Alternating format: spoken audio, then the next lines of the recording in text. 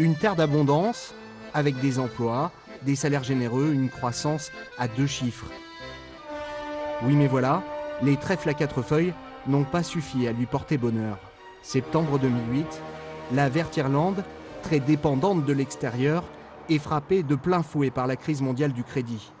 Les prix des maisons s'effondrent, même les ventes de Guinness chutent de 10%.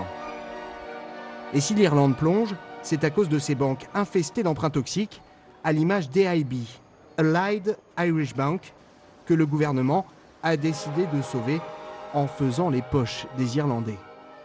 Depuis, le tigre celtique s'étrangle avec un déficit estimé à près de 32% de sa richesse nationale, et l'Irlande subit les attaques déchaînées des spéculateurs du monde entier. La Banque centrale européenne a fait savoir qu'elle ne pourrait plus à elle seule sauver le pays de la faillite. L'Irlande va-t-elle connaître le même sort que la Grèce ? Aujourd'hui, Athènes n'arrive pas non plus à honorer ses engagements. Conséquence, des pays comme l'Autriche ont menacé de ne pas l'aider à partir du mois de décembre. Irlande, Grèce ou Portugal, doit-on payer pour les mauvais élèves ? C'est bien connu, on ne prête qu'aux riches.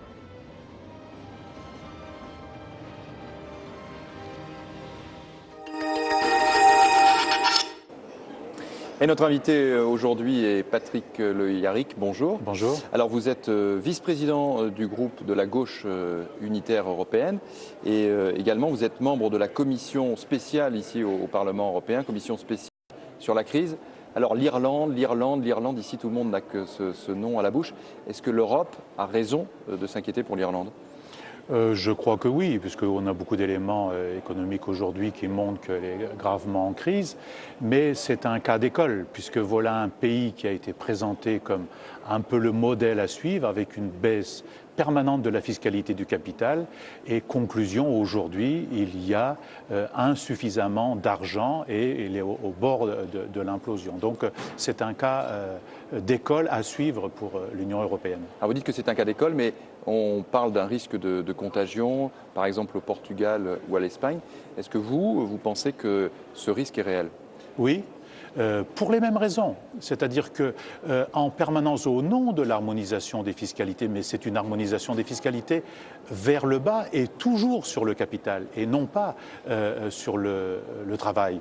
Et à partir de ce moment-là, vous avez moins de recettes et il y a un cercle vicieux à l'œuvre aujourd'hui puisque le système bancaire va venir au secours de l'Irlande comme d'autres pays, mais à des taux d'intérêt très prohibitifs et donc ils vont se faire de l'argent sur la dette de ces pays. Donc vous voyez que c'est un cercle vicieux duquel il faut absolument sortir et dans lequel la Banque centrale doit avoir une autre attitude. Je pense qu'elle peut faire de la création monétaire et inventer un autre fonds que le fonds de stabilisation que nous avons aujourd'hui. Il faut un fonds de développement et non pas un fonds d'austérité. Alors là, on parle plutôt, ces jours-ci, ça serait plutôt l'Europe qui volerait au secours de l'Irlande et peut-être qui volerait au secours de ses banques. Est-ce que quelque part, ça vous semble logique que ce soit d'une certaine façon, peut-être, les décisions ne sont pas prises, mais les citoyens européens qui payent pour les erreurs des banques ? Ça ne se passe pas tout à fait comme ça. C'est que c'est à partir de l'argent en circulation des marchés financiers, donc à partir de l'argent de la spéculation, qu'on va nourrir de la spéculation. Et on a des banques qui ont été sauvées de la crise financière par les institutions publiques, à la fois par l'Union européenne, mais aussi par chacun des États. C'est-à-dire que les États et les institutions publiques les ont nourris, ils ont mangé dans leurs mains et aujourd'hui ils sont prêts à mordre parce que c'est le système fondamental qui est vicié lui-même, c'est-à-dire une Europe ultralibérale telle qu'on la conduit aujourd'hui, elle ne peut que conduire à ces désastres-là. C'est pour ça qu'il faut inverser les logiques, faire jouer un autre rôle à la Banque centrale et à la monnaie européenne. Mais là, qu'est-ce qu'il faudrait faire ? Parce qu'on est quand même au milieu du gué, il y a quand même une crise là qui est très forte. Selon vous, qu'est-ce qu'il faut faire ? Ce qu'il faudrait faire, c'est qu'il faut que la Banque centrale européenne est la possibilité de refinancer les banques nationales, les banques centrales nationales et les autres banques qui aident les États. Et elle peut le faire comment ?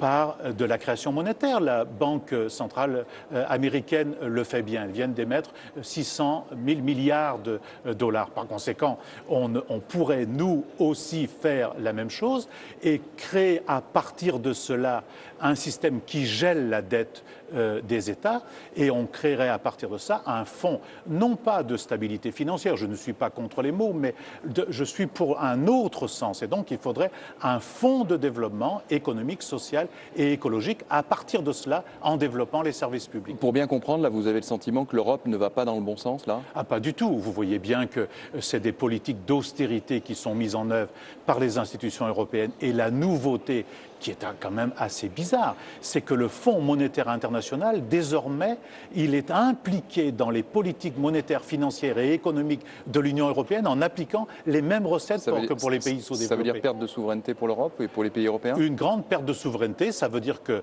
c'est les banquiers qui dirigent, c'est les marchés financiers qui dirigent et non plus les citoyens, donc le pouvoir politique. Il faut absolument sortir de cela parce qu'il y a une question d'efficacité économique, d'efficacité sociale parce qu'il faut sortir des politiques d'austérité pour pouvoir faire une relance qui soit durable au service des hommes, mais il y a un problème démocratique grave.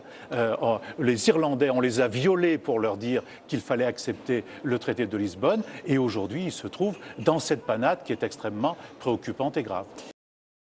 En tout cas d'avoir accepté notre invitation. Vous allez le voir, les télévisions européennes évidemment se préoccupent de la situation financière en Europe et dans le monde, également avec le